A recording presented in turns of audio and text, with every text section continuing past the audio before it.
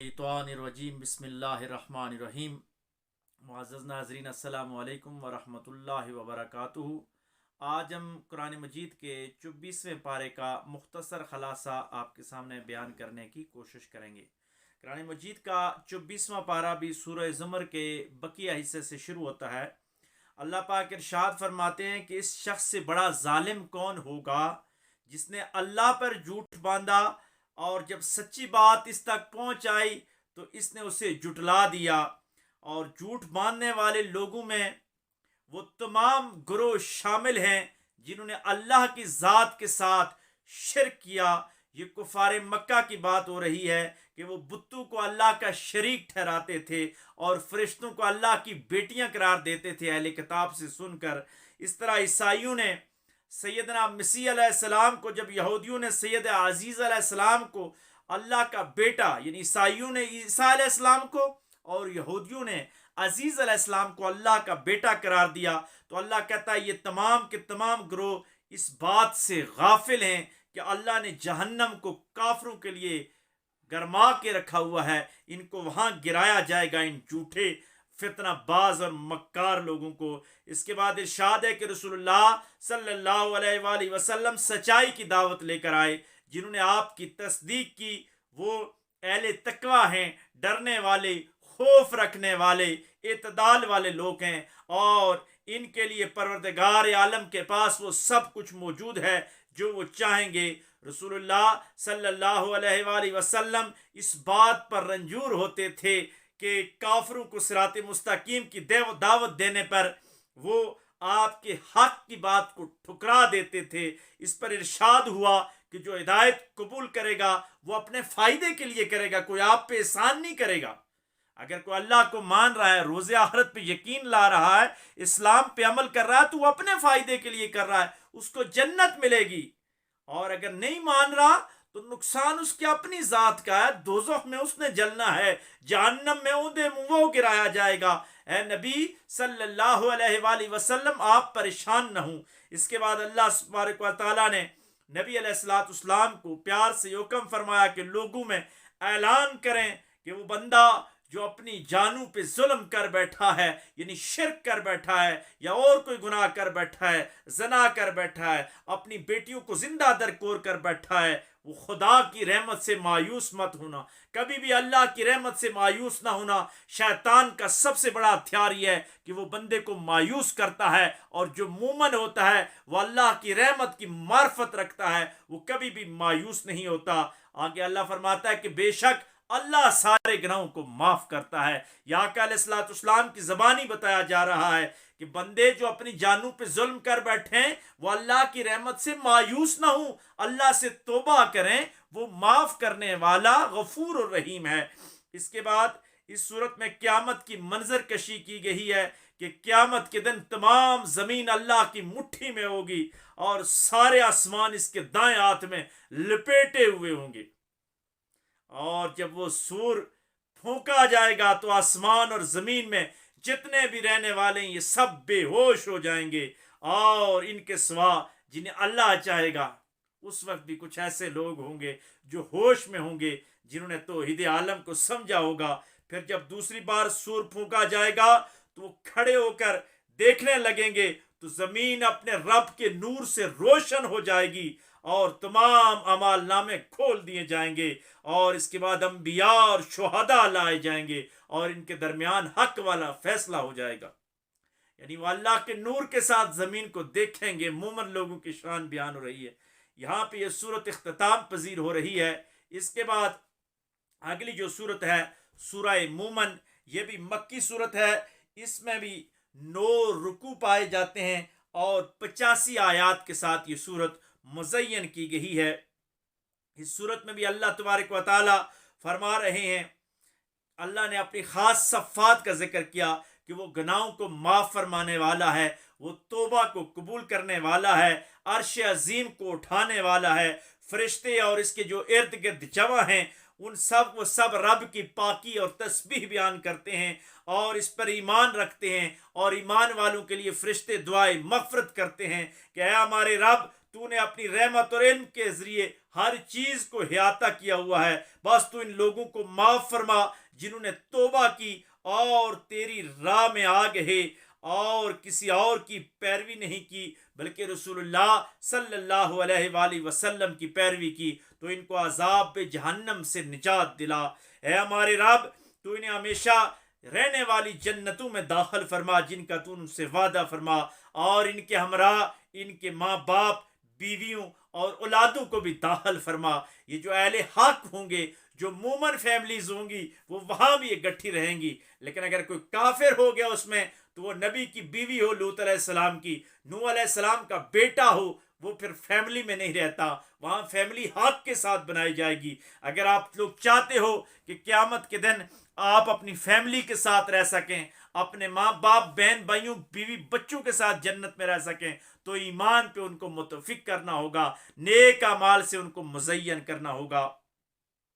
آگے اللہ فرماتا ہے بے شک وہ اللہ زبردست حکمتوں کا مالک ہے. اور یہ بھی ارشاد ہوا کہ اللہ کی آیات کو جھٹلانے والے لوگ کافروں کے علاوہ کوئی اور نہیں ہوتے. یعنی جو حق کو جھٹلائے گا, جو قرآن کو جھٹلائے گا, وہ کافر ہے, وہ مسلمانی کی کسی بھی درجے میں شامل نہیں ہو سکتا. اور زمین پر ان کی ٹھاٹ باٹ اور ان کی شاہانہ زندگی سے متاثر نہ ہو, ان کی وجہ سے مسلمان گمراہ نہ ہو. یہ چند دن کی زندگی ہے, آخرت میں ٹھیک طریقے کے ساتھ ان کا حساب لیا جائے گا. فرشتوں کی اہل ایمان کے دعا کے بعد کفار کا حوالہ بیان کیا جا رہا ہے کہ فرشتے جو ہیں وہ اہل ایمان کے لیے تو دعا کرتے ہیں, لیکن کفار کا یہ حال ہوگا کہ ان کو جہنم کی آگ میں ڈالا جائے گا. تو وہ پریشان اور نادم ہوں گے اور اپنے آپ سے نفرت کریں گے کہ کاش ہم اللہ کی بات مان لیتے, کاش ہم انبیاء کی دعوت کو قبول کر لیتے. اس لیے جیتے جی دعا کریں کہ اللہ سب کو ایمان لانے کی توفیق عطا فرمائے اور ہمیں اس ایمان پہ استقامت نصیب فرمائے. اس صورت میں قیامت کی ہولناکیوں کا بھی ذکر ہے کہ قیامت کے دن اللہ کا شدید عذاب ہوگا, وہ غضبناک ہوگا, اور بار بار یہ آواز بلند ہوگی کہ آج کے دن کس کی بادشاہی ہے. سب بادشاہوں کا بادشاہ اللہ ہے, اللہ کے علاوہ کوئی اور بادشاہ نہیں ہے. اور کہیں سے بھی جواب نہ پا کر وہ خود بھی جواب دے گا, انا واحد القہار, آج میں خدا ہے واحد قہار کی بادشاہی ہے. قربان جائیے اپنے رب پر. وہ سبحان اللہ, میرا رب کتنا عظیم شان ہے, کتنا پاکی والا وہ رب ہے. اور اس کے بعد پھر جب اللہ فرماتا ہے کہ آگے فرعون کے اس عزم کا بھی ذکر ہے کہ اس نے موسیٰ علیہ السلام کو شہید کرنے کا ارادہ کیا, تو موسیٰ علیہ السلام نے فرعون سے کہا کہ میں تیرے پروردگار کی پناہ طلب کرتا ہوں. فرعون نے موسیٰ علیہ السلام سے کہا, تو انہوں نے کہا کہ ہر متکبر کے شر سے جو حساب پہ یقین رکھتا ہو. یعنی جب فرعون نے ان کو شہید کرنے کا ارادہ کیا تو موسیٰ علیہ السلام نے اللہ سے مدد مانگی, ایک اللہ سے. ہمیشہ ہمیں اللہ کی مدد پہ یقین ہونا چاہیے, ہر وقت اللہ کو پکارنا چاہیے, اور مصطفیٰ علیہ السلام کی محبت اور عشق میں مستغرق ہو کے اللہ کو پکارنا چاہیے.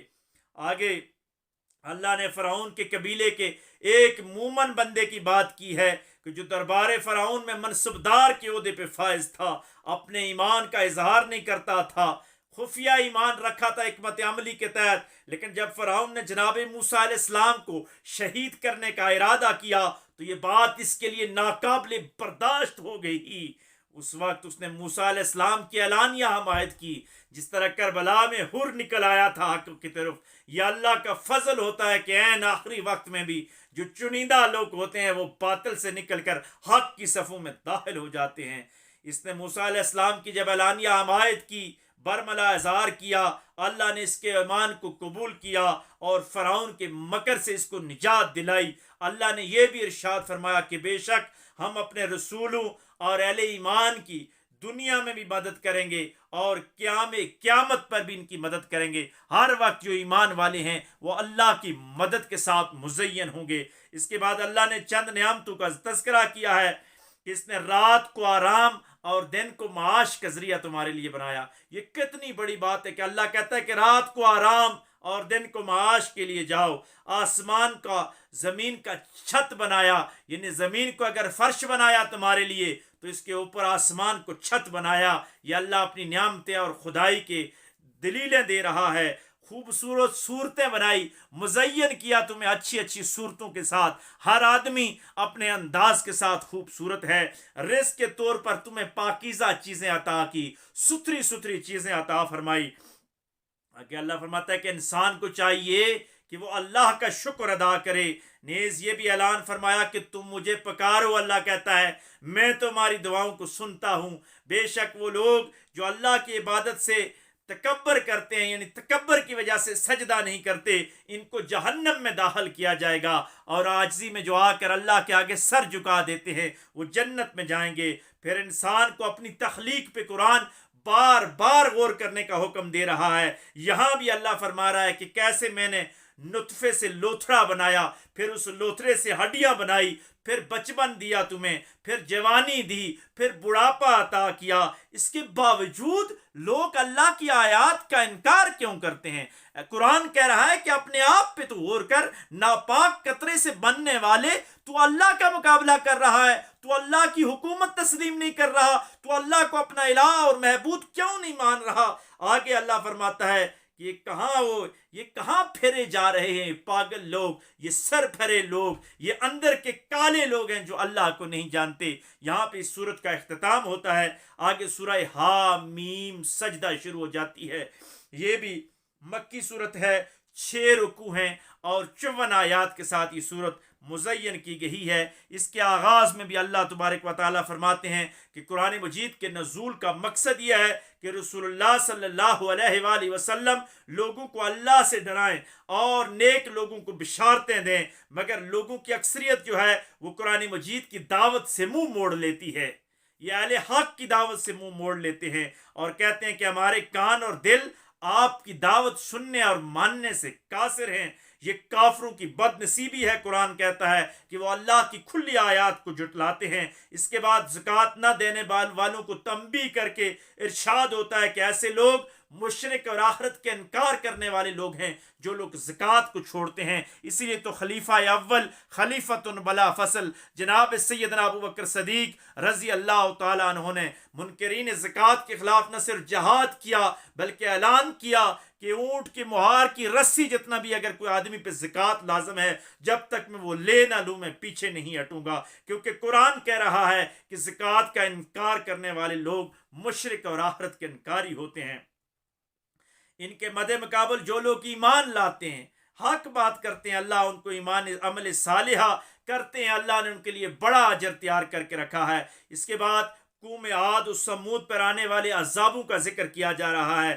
قوم عاد و سمود پر دنیاوی عذاب کے تذکرے کے بعد اخروی عذاب کا بھی ذکر کیا گیا کہ جب مشرکوں کو اللہ کے دربار میں جمع کیا جائے گا تو اس کے وقت ان کے اعضاء, ان کی کھال بھی ان کے خلاف بولے گی, بال ان کا بولے گا کہ یہ شرک کرتے تھے, یہ اللہ کے احکامات کی خلاف ورزی کرتے تھے. ہے انسان دنیا میں باز آ جا, جس جسم کو تو سنبھال کے رکھتا ہے, جس زبان اور آنکھوں کو تو لہک بنا کے رکھتا ہے, جن کانوں کی تو حفاظت کرتا ہے, جس جلد پہ تو نرم کریمیں لگاتا ہے اس کو نرم کرنے کے لیے, یہ سب تیرے خلاف بول پڑیں گے اگر تو توحید پہ نہ رہا, تو محمد علیہ الصلوۃ والسلام کے راستے پہ نہ رہا. آگے ارشاد ہوا کہ بے شک جن لوگوں نے کہا کہ ہمارا رب اللہ ہے اور اس پر استقامت اختیار کی, قالوا ربنا اللہ ثم استقاموا, یہ مومن کی نشانی ہے کہ وہ کہتا ہے کہ میرا رب اللہ ہے اور پھر اس پہ مومن ڈٹ جاتا ہے. اللہ فرماتا ہے کہ ان کی موت کے وقت فرشتوں کا نزول ہوگا, رحمت والے فرشتے, خوشخبریاں دینے والے, جنت کی خوشبوئیں لے کے آنے والے, جنت کے پھول سنگھانے والے فرشتے آئیں گے اور ان کو کہیں گے کہ نہ ڈرو اور نہ غم کھاؤ, تم کو جنت کی بشارت ہے, سب سے اچھی آرامگاہ زندگی کی طرف جا رہے ہو, آج غموں سے نجات پا کر اپنے مالک اعلیٰ سے ملنے جا رہے ہو جس کا تم سے وعدہ کیا جاتا ہے. ان اصحاب استقامت کی وجہ سے وہ لوگ اعلیٰ درجے پہ ہوں گے جو استقامت والے ہوں گے اور جو حکمت کے ساتھ لوگوں کو حق کی دعوت دیا کرتے تھے.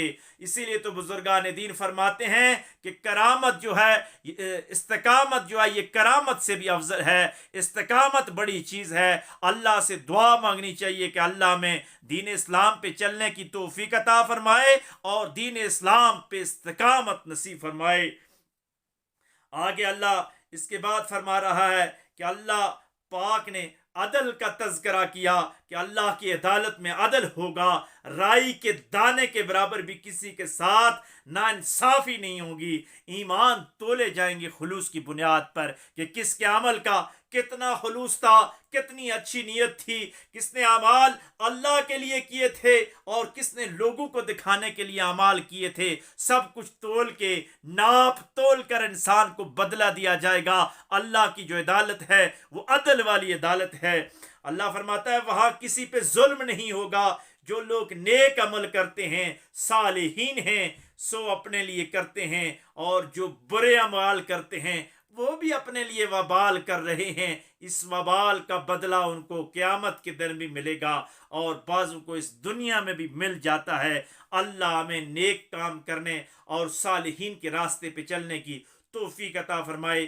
یہاں پہ 24ویں پارے کا اختتام ہو جاتا ہے. انشاءاللہ کل 25ویں پارے کے ساتھ آپ کی حاضر خدمت ہوں گے آپ کے پاس. دعا کریں کہ جو کچھ پڑھا بیان کیا اللہ اس کو قبول فرمائے، اس پہ عمل کرنے کی توفیق عطا فرمائے. دوران گفتگو اگر مجھ سے کوئی غلطی ہوئی تو میں معافی مانگتا ہوں. اللہ تبارک و تعالی ہم سب کو معاف فرمائے. آج کے اس پروگرام کے حوالے سے کسی کا کومنٹ ہو، کسی کا کوئی تبصرہ ہو، کوئی سوال ہو، میرے ذاتی نمبر پہ جی میل پہ جا کر کومنٹس باکس میں آپ رابطہ کر سکتے ہیں. انشاءاللہ آپ کے سوالوں کے جواب دیے جائیں گے. اللہ ہم سب کا حامی و ناصر ہو. وآخر دعوانا ان الحمدللہ رب العالمین.